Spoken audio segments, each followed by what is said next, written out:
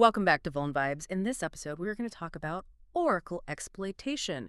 We're diving into, well, a confirmed high-stakes data exfiltration campaign. Really serious stuff here. We saw threat actors making a very surgical strike, and they were leveraging what looks very much like a zero-day against absolutely mission-critical enterprise infrastructure, the Oracle e-Business Suite, or EBS. That really is the heart of it. Yeah. And that's what makes this incident so important for you listening. This wasn't some broad opportunistic scan and exploit thing. No, this was the Clop ransomware group. They're known for being financially motivated, very targeted. They went after EBS environments specifically back in August 2025. And what really elevates this, I think, from a let's say typical breach, is the mix they used. They successfully combined exploiting standard known end-day vulnerabilities flaws. Oracle had actually already patched, but they combined that with using a true, previously unknown zero-day. Wow. So exploiting both old and new vulnerabilities at the same time.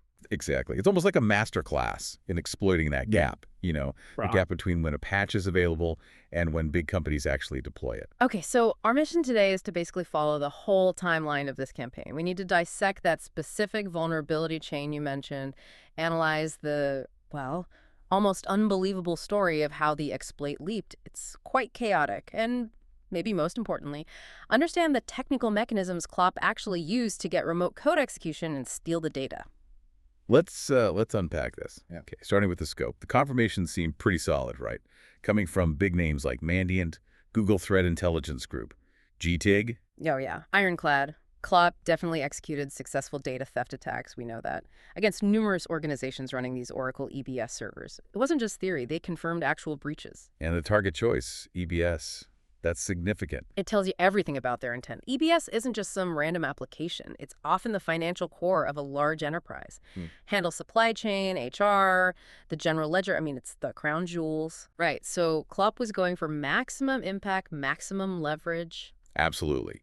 And their extortion method was pretty standard for a group like them. Direct emails, basically saying pay up or we leak everything. They specifically mentioned copying all the private files and other information from the EBS application.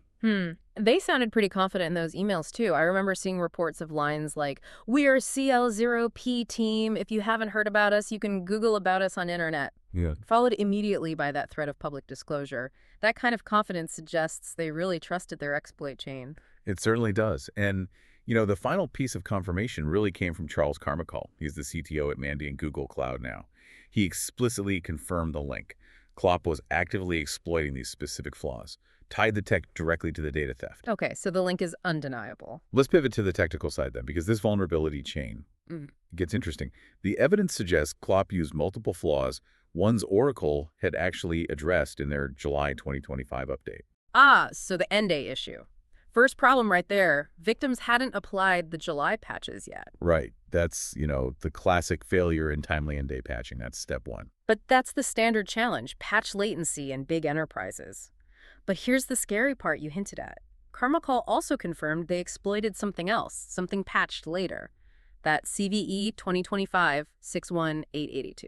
Exactly. And if organizations were already behind on the July patches, they definitely didn't have the fix for this new CVE. So was it officially called a zero-day by Oracle? Well, no, Oracle didn't explicitly label CVE 2025-61882 a zero-day in their advisory. But the circumstantial evidence is extremely strong. The IOCs, the indicators of compromise that Oracle eventually shared, they corresponded precisely to an exploit tool that was being used before that specific patch was widely available. Okay, so active exploitation before the fix. Walks like a duck and talks like a duck. It strongly implies zero-day usage, yes. When you see attacks happening before the vendor remediates, that's usually what it means. So the picture's becoming clearer. They likely used the known end-day flaws, maybe from July, to get initial access quietly. Leveraging that predictable failure of enterprises to patch quickly. Giving them the foothold, the runway they needed, to then deploy their shiny new zero-day CVE 2025-61882 for the actual data grab. It looks like a coordinated strategy, not just hitting one vulnerability, but chaining them. They use the end-day flaws probably as cover, or at least as reliable initial access, and that gave them the perfect window to deploy the zero-day and get the data out, potentially before anyone noticed. So we're fighting a multi-step attack plan here, not just a single flaw. Precisely. The goal was clearly data exfiltration, and that window they operated in between the July patch cycle and whenever organizations got around to the later, maybe out-of-band patch for the 0-day, that was obviously enough time for Clop to succeed. Okay, that makes sense from Clop's perspective. But the story gets weirder, right? How did we even find out about this specific exploit tool? It wasn't Clop bragging, was it? No, not at all. This is the truly bizarre, almost frankly hilarious part of the story.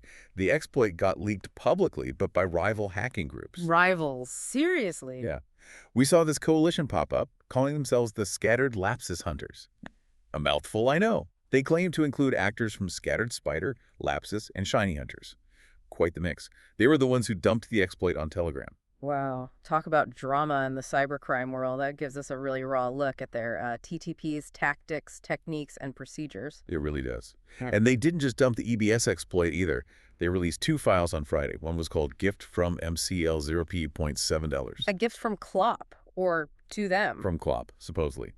They claimed it contained internal Oracle source code, Yeah. specifically related to support.oracle.com, and they alleged it was stolen during a completely separate incident, an Oracle Cloud breach, back in February 2025, which Shiny Hunters had previously claimed responsibility for. Okay, so that's one file. Lots of claims there. What was the other? That was the crucial one, Oracle Scattered LuckyHunters.zip, Okay, the file name alone tells the story. doesn't it? It's like a masterpiece of dark web passive aggression. But it clearly signaled this was the functional proof-of-concept exploit archive being used against EBS. So why leak it? What was their reasoning? Just to mess with Clop?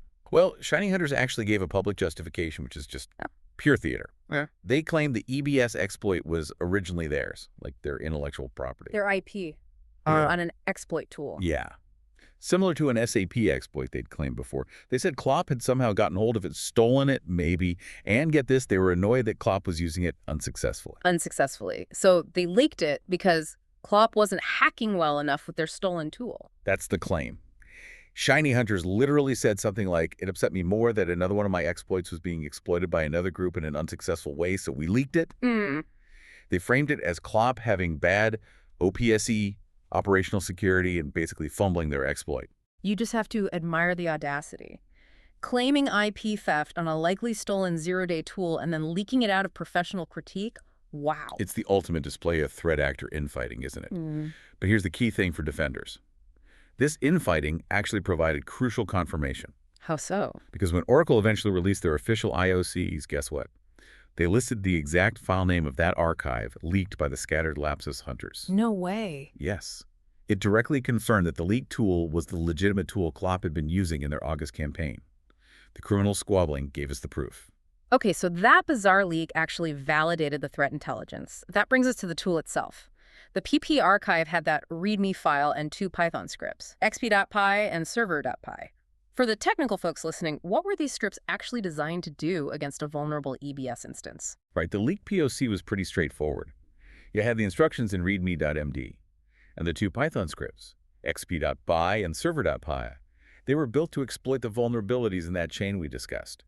And the goal, once exploited, was always one of 2 critical actions. Okay, what were they? Just run commands? Well, yes, one option was executing an arbitrary command on a compromised EBS server. Standard post-exploitation stuff. But why not just use that to exfiltrate files directly? Why the extra step sometimes, like setting up extra infrastructure? Ah, that's a really good point, and it touches on operational security for the attackers. Sure, simple command execution is great for quick tasks, maybe some initial reconnaissance. But the other, more potent, and often stealthier function these scripts offered was opening a reverse shell. A reverse shell, back to their C2 servers. Exactly. Back to the threat actors' command and control servers. A reverse shell gives them persistent access. It's an interactive, often encrypted channel. This is the kind of mechanism that really facilitates lateral movement inside the victim's network. And it enables the sort of high-volume, maybe automated data exfiltration that Clop is known for. It helps them keep control even if the initial exploit method gets detected or blocked. Okay, that makes the reverse shell capability much more dangerous. Persistence and deeper access. Definitely. So that makes the mitigation path crystal clear, doesn't it? Organizations running EBS, you absolutely have to treat this as a high-priority exposure. Job number 1, check all EBS environments for those specific IOCs Oracle shared. And then it's non-negotiable.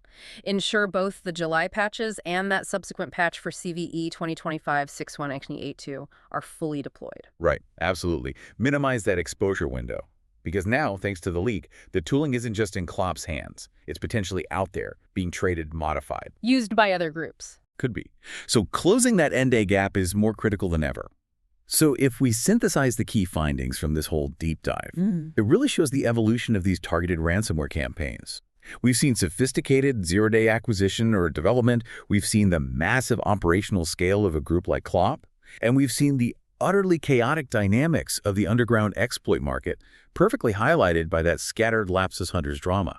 And the big takeaway seems to be that hitting critical business apps like EBS isn't niche anymore. It's standard procedure for these financially motivated groups. It's the new normal, unfortunately. Which means, for defenders, relying on standard quarterly patch cycles just isn't enough for these core systems. You need robust, probably out-of-band processes for pushing critical fixes much faster. The assumption has to be, if a patch exists, the end-day exploit is already being used, possibly to set up the next zero-day attack. Precisely. And that brings us to a final, maybe provocative thought for you to consider, tying back to that whole exploit leak mess. Let's take Shiny Hunter's claim just for a moment at face value that their proprietary EBS exploit was stolen or acquired and then used by Clop. If that's true, how can organizations effectively model the risk from zero-day tools, especially when these powerful tools are moving so fluidly between different adversary groups, getting stolen, leaked, maybe even before a proper patch is widely deployed? That's a tough question. It's like a supply chain risk, but for underground tooling. Exactly. The unpredictable supply chain risk of cyber weapons. It means you could be exposed not just by the vendor's timeline, but by the chaos and competition within the attacker ecosystem itself. That level of volatility, it really has to fundamentally shift how security planning and risk assessment are done for these absolutely mission-critical applications. A sobering thought to end on. The threat landscape keeps getting more complex, driven not just by technology, but by human drama among the attackers themselves.